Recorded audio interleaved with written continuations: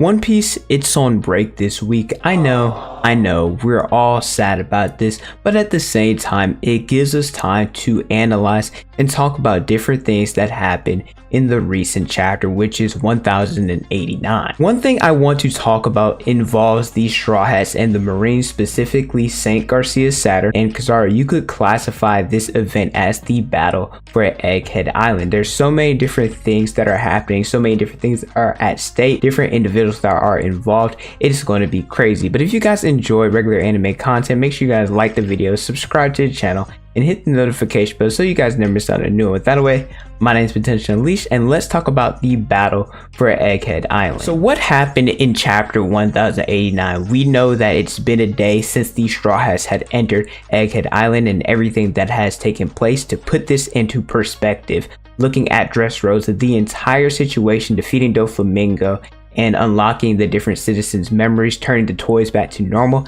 that all took place in one day, and it's one of the longest arcs in One Piece. The Marines, they are prepared for war. They are ready to kill Vegapunk and defeat the new Emperor Straw Hat Luffy. We got a call to Mary Joao from York. She is talking to the 5 elders, excluding St. Garcia Saturn because we know he's outside of Egghead Island at the moment, and she is calling them because she wants to be a celestial dragon. In calling them, Saint Shepherd Jupiter asks York if she can recreate the Mother Flame, which is the thing that Emu used in order to nuke Lelouch. She stated that she can, but the materials that she needs is at Egghead Island, so the Marines, that they can't just go and blow up and destroy everything. And there's also one more condition that is needed. She needs to be saved because the Straw Hats have her captive. We get this amazing double spread of every single Straw Hat here except for Nico Robin. They have York pinned down. Zoro is holding his blade at her head. These Straw Hats, they plan to use her as a shield in order to escape. The last time we were with the Straw Hats, which was, I'd say, probably like 10 plus chapters ago, they were struggling going against the Seraphim. Vegapunk was kidnapped, Bonnie was missing, etc. And we'll more than likely get a flashback over the next couple chapters or so about how we ended up in the situation where York is begging for her life.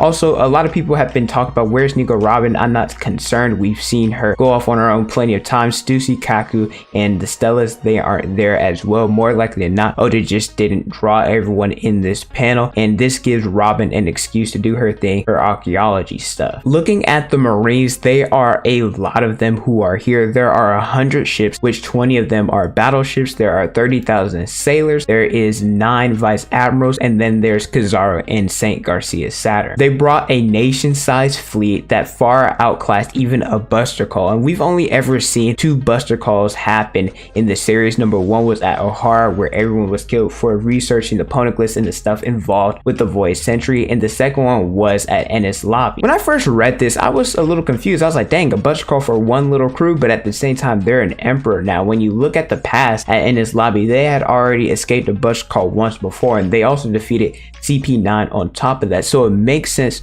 for why the Navy bought more firepower. These Straw Hats, they're stronger than before. There's Joy Boy and Luffy, and there are 3 members of his crew that have over 1 billion berry bounties. So this is the preparation that is needed in order to fight a Yonko caliber crew. I already know there's going to be different individuals who make the argument that the Straw Hats, they're weakened because they previously had to fight with Lucci, with Kaku, with the Seraphim. But number 1, they've had a day to recover, they're fine. And 2, since when haven't the Straw Hats ever fought different people before their main opponents? Look at Wano, look at Enies Lobby, look at honestly any arc that the Straw Hats are involved in. Something that Oda loves to do is he likes to mirror some pre-time skip arcs with post-time skip arcs with a little bit of a twist. An example of this is Alabasta and Dressrosa. The warlords, they are involved where people see them in a good light, when in actuality they are doing something for their own personal gain. There are princesses involved. For one, there was Crocodile, who he wanted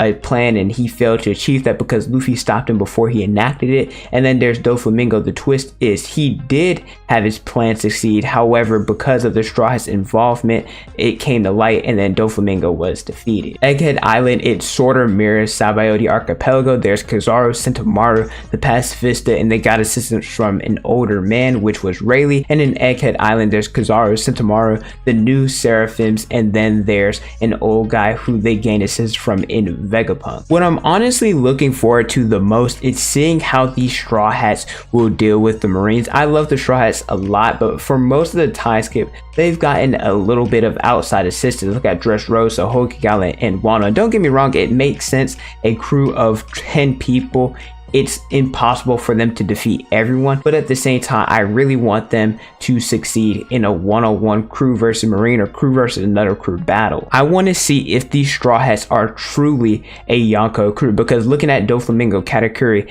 and Kaido, Luffy got assistance in all of those fights. There was Law, there was Brule, and the countless of people that fought Kaido during Onigashima. I want to see why Luffy is Joy Boy, why he's considered a Yonko, and see him defeat someone on the level of an admiral or higher in a one-on-one situation. Once the Straw Hats got to Sabayoti, they thought they had achieved something. They made it to the halfway point. Luffy and Zoro, they were supernova. They were about to head into the New World, and then they got humbled. These Straw Hats, they suffered a humiliating defeat. They could not win against Kizaru compared to Kid and Law, who escaped Sabayoti with their crew. These three captains in Wano, they each got a bounty of 3 billion, and I was one of those people who was upset that Luffy did not have a higher bounty than the others. I thought he did more in that arc. However, he did get the title of Yonko and they didn't. Kid and Law, they were defeated by 2 Yonko in Shanks and Blackbeard. And then in Egghead Island, Kizaru and St. Garcia Saturn, they are people who can probably fight against Yonko, so Luffy will have a chance to prove why he was the one chosen to be a Yonko over Kid and Law. There are also a few wild cards that can change how the arc goes. I think one of those people is the Blackbeard Pirates. There are some that were in Hachinosu, and there were some dealing with loss. So the people that are headed or at Egghead Island, that is Katarina Devon and that is Lafayette. Those are individuals who specialize in infiltration. The Blackbeard Pirates, they're all about agenda, siding with whoever helps them the most. So I'm not really sure who they're going to choose sides with or what they're actually fighting for, what their true goal is. CP0, we know that even though they have a temporary truce, Lucci and Kaku, they still want to capture Nico Robin. They still want to defeat the Straw Hats. When the opportunity arises, they will definitely try and defeat Straw Hat Luffy. Jewelry Boney and Jinbei, they are individuals who are too strong to be fighting some no-name Marines, but at the same time, they're not strong enough to go against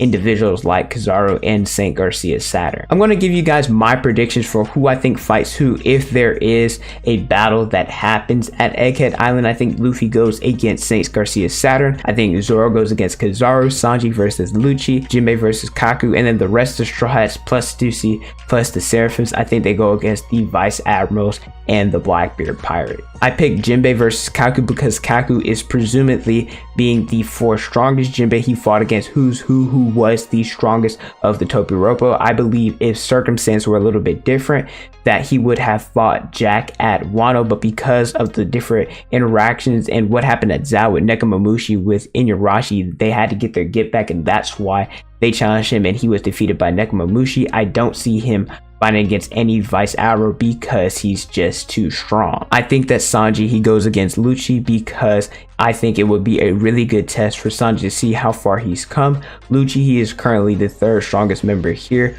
Luffy's too strong to fight him because he's awakened his Devil Fruit, and Lucci, he awakened his as well. Sanji, he got his Germa powers plus Ifrit Janbei, and then we also saw them clash and stampede, and I was one of those individuals that wanted to see that fight fully fleshed out. So what better way for it to happen than in Egghead Island? Zoro has to get his get back for what happened at Sabayoti. He was saved by Rayleigh and was utterly humiliated. Kizaru, he's interacted with different right hand. There was Zoro, there was Rayleigh, Marco, and Ben Beckman. We presume that out of the two, that Kizaru is the 2nd strongest of the Marines, and after being a hindrance at Sabayoti, what better way to bounce back than defeating the person that he struggled against? And then lastly, we have Luffy versus St. Garcia Saturn. He is one of the 5 elder planets. He knows about Luffy's fruit. We presume that he is really strong because there was a panel seeing him transform against Saba. We also believe that he is the strongest person at Egghead Island. I am really looking forward to how this situation plans out. There are so many individuals that are here